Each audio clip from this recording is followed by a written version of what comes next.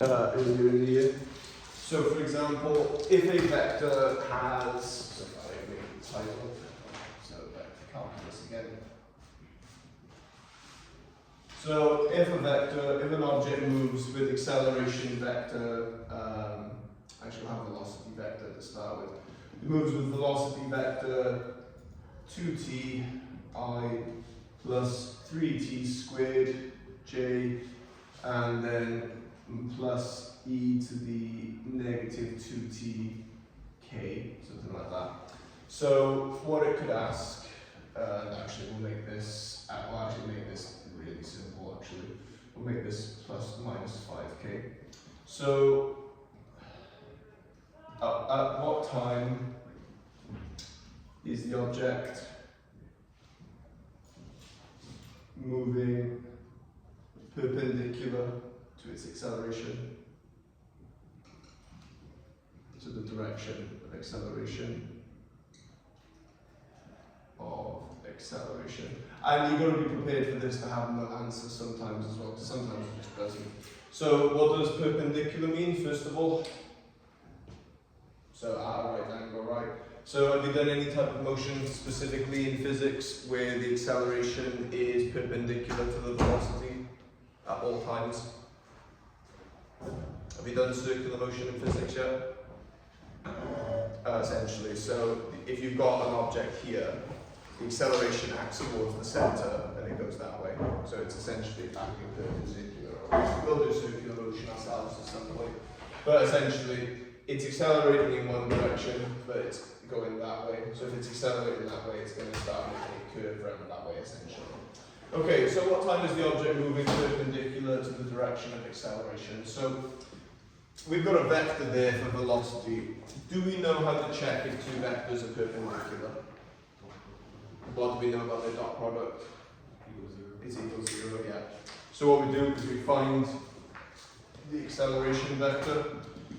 So what you missed before was that actually I'll write the diagram in, maybe we'll be copying it off someone at some point. So you've got position, and then you go to velocity, and then you go to acceleration, and then you go to force, and then you go to momentum, and then you've got power, and then you've got work done. So this is differentiating with respect to t, this is integrating with respect to d, this is differentiating with respect to t, this is integrating with respect to t, this is timesing by m, and this is timesing by n. Right, so we're at the velocity vector, and what does my diagram say I have to do to get the acceleration vector? So I'm here, and I want to go here. So do we agree I'm differentiating with respect to time? So the acceleration vector is differentiating each of these with respect to time. So it's 2i plus 6t j, and then there's nothing in k. Do we agree the derivative of minus 5 is just nothing? Yep, so there's not even a k direction. Okay then, so at what time is the object moving perpendicular to the direction of motion? So what I'm actually going to do here is I'll keep this one. So what we do then is, well, let's just do it. So do we agree v dot a would be 2 times 2t, so 4t, 6t times by 3t squared, so 18t cubed, minus 5 times 0, and this equals 0. So from this, do you agree that it gives us an equation we can solve, and we find the values of t at which they move in perpendicular. So 2t I'll take out, and this is 2 plus 9t squared equaling 0. So either t equals 0 or t squared equaling negative 2 over 9. Right, so one of these is obviously not going to work. So do we agree that this has no solutions? So do we consider complex solutions for things like this? We don't, because it's not practical, because what is t? Time, yeah. We consider a complex value of time is kind of futile.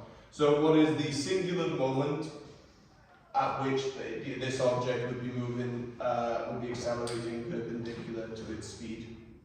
It's at the start at t equals 0. Right, let's do another one. So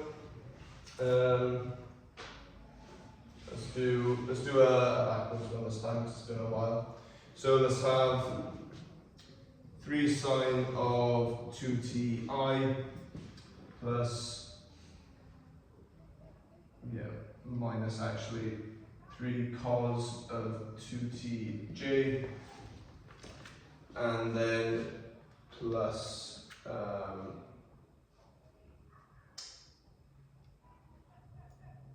actually we'll just have that, that'll be fine. So this one, I'm giving you an acceleration vector, and I'll tell you that initially the object moves at a velocity of 5i minus 4j, and what I want to know is, show that the object moves at a constant speed. Sorry, has a constant acceleration. So let's start with the obvious then. So this is your A of t. So ignore this statement here for now, we don't need that for part B. But that's your acceleration vector. Show that the object moves with a constant acceleration. So the whole idea of this is that it's variable acceleration, right? So if I go back over here, do you agree I can give this different values of t and it will have a different acceleration? So when that says show that it has a constant acceleration, what that's essentially saying is show that no matter what t is, it's always the same. So how are we going to do that? So effectively, this is your movement to the right, this is your movement up, right? So it's essentially going like this. So it has a force, it accelerates this way, and it accelerates this way. So overall, net, what direction is that? Do you agree it's down here, right? And how would we find the size of this force if this one is 3 sine of 2t, and this one is 3 cos of 2t? Down, it's negative because it's going down. How would we find what this length here is? So what's that called when you find the magnitude of a vector? Oh, sorry, what is that when you're finding that length in the middle? I've kind of just said it. It's the magnitude of the vector. So you need to have practiced with your unit 1 at this point. And by the way, I'll take your past papers in now as well, if you've got your past papers that I asked for.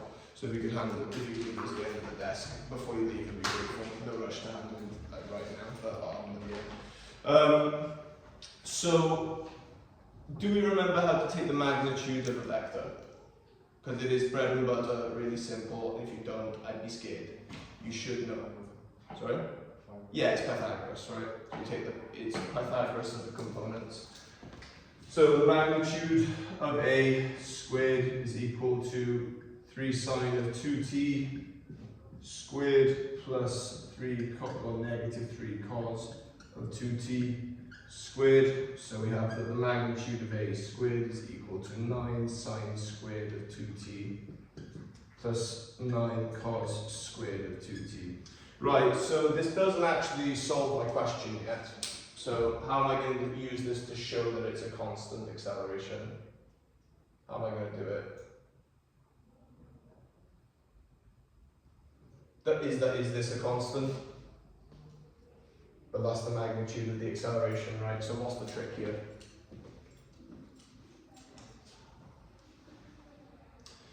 Right, so you've done trigonometry in like the normal year 12 normal math sense, right? What's the relationship between sine squared and cos squared that you see here? What do you know about sine squared and cos squared? They add to 1, so this is 9 times by sine squared of 2t plus cos squared of 2t. Right, does it matter that it's of 2t? Just of an angle, right? So what is sine squared plus cos squared? 1. So the absolute value of A is 3 meters per second. So that vector is constantly, no matter what value t you put in, its magnitude is 3 meters per second, ultimately. So it's moving at a constant acceleration. Right, so let's use this initially bit. So If I make some space over here then. So if I now say find the velocity vector. So can you please have a go with this one yourselves? We did it earlier. That's the acceleration vector, and I want the velocity vector. You're told that at the start, its initial velocity is 5I minus 4j.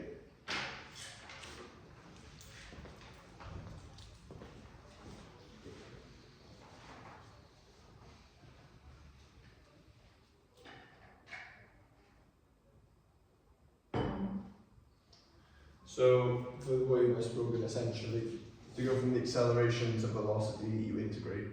Yeah.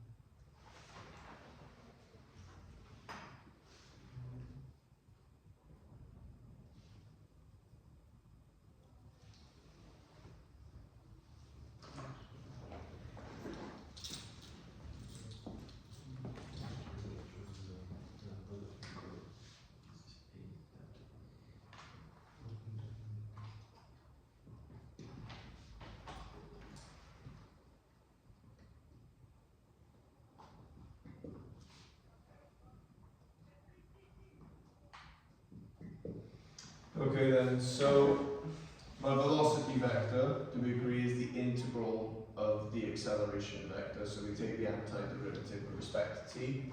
So remembering from last time, anyone able to tell me what's the integral of 3 sine of 2t? Anyone tell me what they got? Come on, somebody. Come on, I appreciate that it's not this year's words, but we talked about it. Oh, sine squared is not minus the opposite. Mm. Right, so what is the derivative of sine? Anybody tell me? The derivative Of sine. What is the the integral of sine, sorry? of integral negative cosine. Yep, it is negative cos. So this is negative 3 cos of 2t, but what do we then have to do? Because this is not not t. So what do we do? Product rule. Yeah, use the product rule. Yeah. So what's the derivative of 2t? 2. And we divide by it because we're integrating. So it's negative 3 over 2 cos of 2t. And this is I. And then same thing with this. So what is the integral of cos? Sine. Sine. Great. And because it's negative already, from negative cos, we go to negative sine. And what do I then do? 1/2.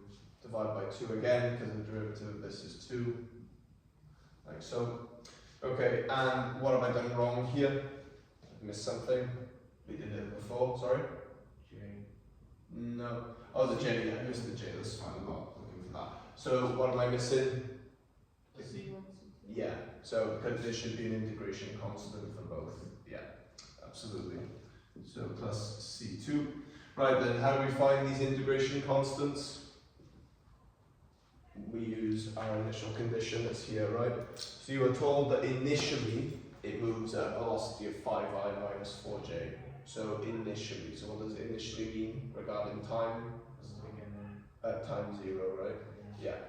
So just to summarize then, v of t equals negative 3 over 2 cos of 2t plus c1, that's I, and then minus 3 over 2, actually I have to be careful here, so plus, and then minus 3 over 2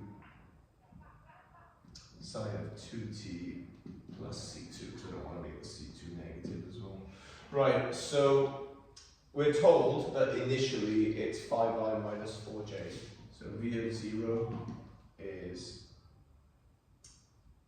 negative 3 over 2 plus c1, and then c2j. Are we all happy with where I've got this from this? I'm just subbing in t is 0, cos of 0 is 1. Okay, so we're told that this is equal to 5I minus 4j. So by comparison, we agree c2 must be negative 4. So c2 is negative 4. And then c1, we have that negative 3 over 2 plus c1 equals 5. So bringing this over, it's 6.5, so 13 over 2. So in summary, we have that v of t is equal to this plus 13 over 2. And we have it equaling to, and this was negative 4. Okay, great. And so that would be our velocity vector. Right, so at this point, I feel like we need to just practice the rest of the questions we have. So we did that one, we did that one. We haven't counted that one yet, so I haven't told you it. Right, have a go at this one. See what you can make of it. Actually, hang on, no, you can't do that one yet either, because I never thought you had to do it. Right, okay, so we'll go to the standard A-level spec one for now, just because I don't want to go too off task. So, if you'll apply B. So like I said, this is actually on year 13 maths, but not as hard. Right, so can you please have a go at that, please? Not that. That. So this is from year 13 normal math, so unit 3, unit 4, sorry, like the applied in year 13. So particle P of mass 0.5 kilograms moves on a horizontal plane such that its velocity vector is given by that. Find an expression for the force acting on P at time t. And then we need to find its position vector, from the velocity vector, and then use it for part C.